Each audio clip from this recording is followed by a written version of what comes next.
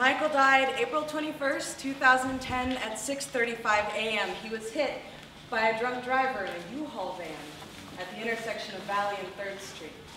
Michael was on the cross-country team, so he got up every day at 5 to do his morning run from 1st to 26th Street and back again. And he always knew to look both ways before he crossed into the street. The driver, however, did not.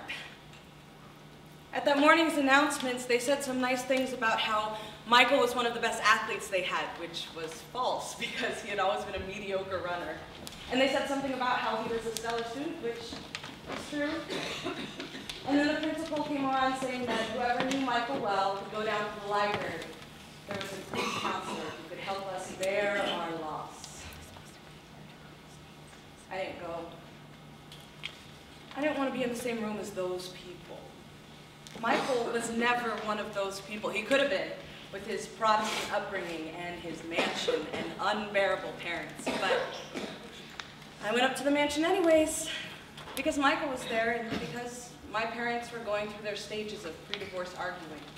My parents are actually pretty good people. You just never tried to get along with them? After he died, they worked up Michael to be some kind of saint. All they talked about was his death, and soon his mother went into therapy and divorced his dad, which is ironic, because apparently good Christians aren't allowed to divorce. You know what else is ironic?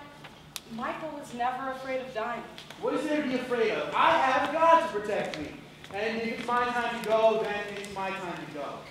Apparently, the dance parties in heaven are way cooler than the ones here. I, on the other hand, was terrified of dying. I mean, when you're an atheist, it's doubtful that any of the major religions will let you into their heaven. An atheist afraid of dying. Well, I don't know. Atheist, agnostic, humanist, some weird combination of the three. Well, my parents are pretty convinced that you'll go to hell, but I talked to God and you're good to go. Whenever we talked about death, Michael always said that we would meet up again someday or some other bullshit. I just let him talk because he liked talking about his religion. Don't lie. You like hearing me talk. And then I would call him a dumbass and he would change the subject. He would talk about the inhumane slaughter of animals for human use and consumption. And I would add that steak is delicious. And I would talk about whatever I had for lunch or dinner that day, which always consisted of some sort of slaughtered animal. Or he would talk about the need for effective, localized water purification systems in rural Africa. And I would agree and add that bottled water companies steal water from villagers and sell it back to them at 10 times the original price. We're both very passionate about human rights. And sometimes Michael just wanted to talk about his day. And I would call him a dumbass again, but I always let him talk. Even though I hate to admit it, it's soothing to focus on something other than my own life. Aha! I knew it. But then, one Friday, our conversation took a terrifying turn. Hey, I got tickets to prom. Do you want to go with me? I told him, of course not. I hated social events, and he already knew that. Plus, there was that Brittany girl who I despised that had a huge crush on him, so I suggested he should just go with her instead. Yeah, but I don't like her in that way. I told him, you don't like me in that way either. And everything got kind of awkward.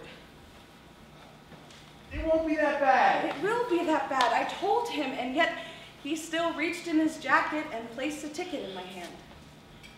I would have thrown it out if I hadn't known it was worth $50, which is basically my lunch money for a month. If it makes you feel better, I won't make you wear a dress. I told him that, no, it doesn't make me feel better because I was already not planning on wearing a dress. Good! So it means you're going. That entire week before prom, I was anxiously obsessing over it. I thought about all the people who would be there and how they would point and whisper and wonder why I wasn't wearing a dress. And it got to the point that I almost went out and bought a dress, but then I remembered that I hate dresses. And I hate those people and their stupid opinions.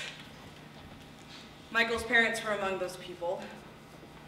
They spoke in hushed voices the night of prom, and I was positive that they were comparing T-shirt and jeans me to their wonderfully tuxedoed son.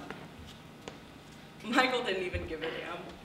It must have been a sight to see when the chauffeur drove us to the hotel where prom was at, and Michael, in full prom regalia, opened the door for me.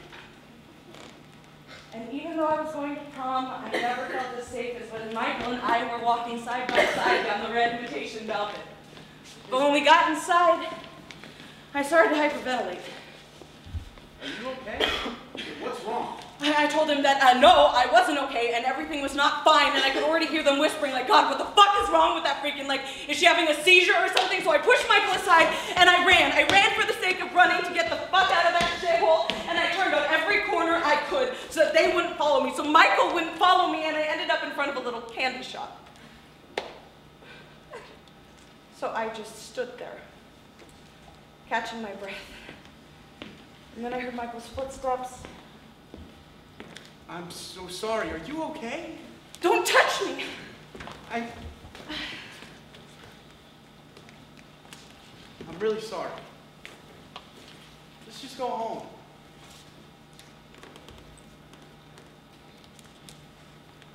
He walked me all the way home. He talked about anything, everything to keep my mind off of what happened. And for the next couple of days, I avoided him. Hey!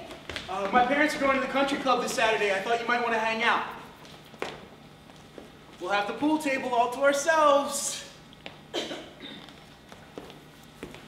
Look, I'm sorry that I made you go to prom. I thought it would be fun. Well, it wasn't. Okay? Well, how was I supposed to know you get all weirded out like that? You know that I don't do well around people. I mean, did you even for one moment stop to think about how I would feel? What? Okay. When was the last time you considered how I feel?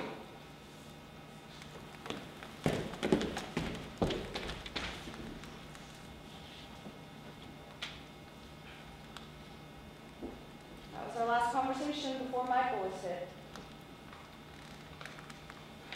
A week after Michael died, my parents got in this huge argument, and I couldn't stay at my house again, and I couldn't go to Michael's, so I ran. And this time, I wasn't running to get away, but I was running to get lost, hoping someone would find me, and I don't know if it was by coincidence or if my subconscious wanted me there, but I found myself at the intersection between Valley and 3rd. There was already a little cross with white flowers on the location where Michael was hit. I looked up at the night sky and I tried to find God.